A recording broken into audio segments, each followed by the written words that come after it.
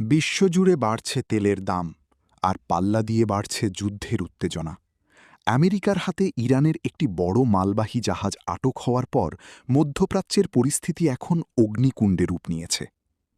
President ট্রাম্পের দেওয়া নিষেধাজ্ঞা অমান্য করে এগিয়ে যাওয়ার চেষ্টা করছিল ইরানের একটি কার্গো জাহাজ।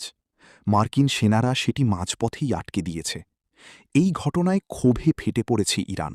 তারা সরাসরি ঘোষণা দিয়েছে এর বদলা নেওয়া হবে। এর ফলে দুই দেশের মধ্যে যে সাময়িক শান্তি বা যুদ্ধবিরতি চলছিল তা যে কোনো সময় ভেঙে পড়তে পারে। ইরান হুঁশিয়ারি দিয়ে বলেছে, আমরা যদি তেল বিক্রি করতে না পারি তবে অন্য কাউকেও শান্তিতে তেল বিক্রি করতে দেব না।